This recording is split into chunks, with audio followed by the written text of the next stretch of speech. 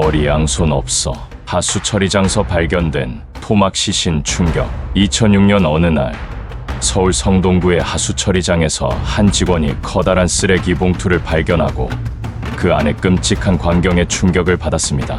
경찰이 현장에 도착했을 때 여성의 시신이 훼손된 채 발견되었으며 몸통만 남아있고 머리, 두 팔, 두 다리는 사라진 상태였습니다. 즉시 수사팀은 나머지 시신을 찾기 위해 주변의 수천 개의 맨홀 뚜껑을 뒤졌지만 어떠한 단서도 발견되지 않았습니다. 피해자는 희귀한 혈액형을 가지고 있었음에도 신원 확인이 쉽지 않았습니다. 실종자 목록을 확인했지만 일치하는 인물이 없어 사건은 2년 동안 미궁에 빠졌습니다. 2008년 경찰은 장기 실종자의 가족을 대상으로 DNA 검사를 진행하였고 이를 통해 피해자의 친모를 확인할 수 있었습니다. 피해자는 서울 중랑구에 거주하던 기혼 여성으로 밝혀졌습니다. 그녀는 시신이 발견되기 3개월 전에 실종되었으며 가족의 증언에 따르면 운동하러 간다고 집을 나선 후 돌아오지 않았다고 합니다.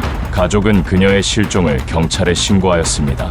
놀라운 점은 피해자가 실종된 시기와 맞물려 그녀의 재혼한 남편 또한 완전히 연락이 두절되었다는 것입니다. 그의 집, 가게, 차량 등 모든 재산이 그대로 남겨진 채 그는 마치 세상에서 사라진 듯했습니다. 이로 인해 경찰은 즉시 그를 용의자로 의심하고 수사에 집중하였습니다. 추가 조사 결과 피해자의 실종 이후 남편은 그녀의 가족뿐만 아니라 모든 지인과의 연락을 끊고 자취를 감춘 것이 확인되었습니다.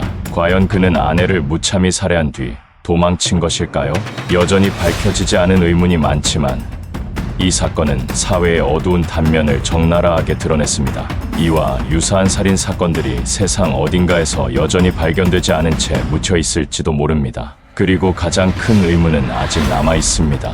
과연 정의는 이 비극적인 사건의 진실을 밝혀낼 수 있을까요? 사건을 되돌아보면 이는 가해자의 잔혹성과 풀리지 않은 미스터리로 인해 가장 충격적인 사건 중 하나로 기억됩니다.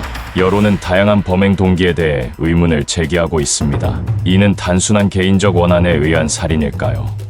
아니면 더 거대한 음모가 숨겨져 있는 걸까요? 또한 시신이 정교하게 훼손된 점도 주목할 만합니다. 이는 범인이 해부학적 지식이 있거나 이전에도 범죄를 저질렀을 가능성을 시사합니다. 만약 남편이 진범이라면 그는 왜 이런 끔찍한 범행을 저질렀을까요? 부부 사이에 심각한 갈등이 있었던 것일까요? 이 사건은 대중에게 큰 충격과 분노를 안겨주었습니다.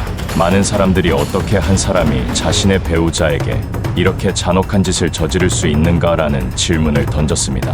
경찰 또한 피해자의 신원을 확인하는 데만 2년이 걸리면서 상당한 압박을 받았습니다. 주요 용의자는 남편으로 지목되었지만 사건은 여전히 많은 미궁 속에 남아 있습니다. 피해자의 나머지 시신은 끝내 발견되지 않았으며 진범의 진짜 범행 동기도 밝혀지지 않았습니다. 여러분은 이 사건에 대해 어떻게 생각하십니까? 혹시 아직 밝혀지지 않은 비밀이 남아 있을까요? 여러분의 생각을 댓글로 남겨주세요. 그리고 다음 미스터리 사건을 놓치지 않도록 채널 구독도 잊지 마세요. 현재 가장 뜨거운 사건, 젊은 여성의 미스터리한 죽음 잠긴 아파트와 변경된 비밀번호.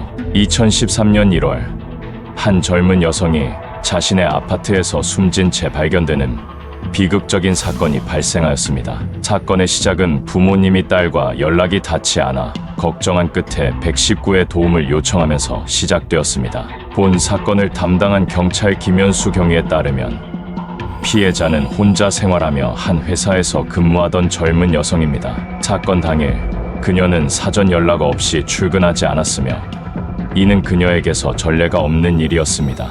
이를 이상하게 여긴 친한 직장 동료가 피해자의 부모님께 연락하였고 부모님 역시 딸과 연락이 닿지 않는다는 사실을 확인하였습니다. 불길한 예감에 휩싸인 부모님은 동료에게 집 비밀번호를 알려주어 상태를 확인해달라고 요청하였습니다. 그러나 비밀번호가 변경되어 있었고 이는 가족의 불안을 더욱 증폭시켰습니다. 결국 그들은 119에 신고하여 긴급 출입을 요청하였습니다. 구조대가 문을 강제로 열고 들어갔을 때 집 안은 깔끔하게 정돈되어 있었으며 침입이나 몸싸움의 흔적은 발견되지 않았습니다. 하지만 욕실에서 피해자의 시신이 바닥에 쓰러져 있는 것을 발견하였고 사망 당시의 자세가 매우 부자연스러웠습니다. 이를 본 경찰은 즉시 자연사가 아닐 가능성을 염두에 두고 수사를 시작하였습니다. 주목할 점은 피해자가 기존에 지병이 있었고 치료를 위해 약을 복용하고 있었다는 사실입니다. 처음에 부모님은 그녀가 병으로 인해 쓰러졌을 가능성을 걱정하였으나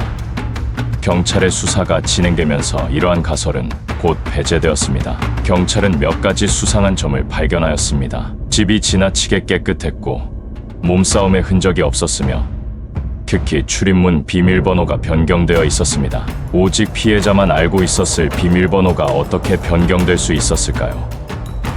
누군가 일부러 무언가를 감추려 했던 것은 아닐까요?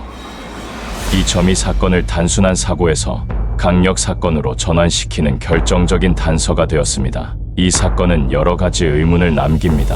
범인의 진짜 동기는 무엇이었을까요? 그는 어떻게 아무런 흔적도 남기지 않고 집에 출입할 수 있었을까요? 이것은 우발적인 범행이었을까요? 아니면 치밀하게 계획된 범죄였을까요? 경찰은 수사를 확대하며 남아있는 단서를 추적하여 진실을 밝혀내려 하고 있습니다. 이러한 사건들은 우리가 혼자 생활할 때 개인의 안전과 경각심에 대해 다시 한번 생각하게 만듭니다. 여러분은 범인이 누구라고 생각하십니까?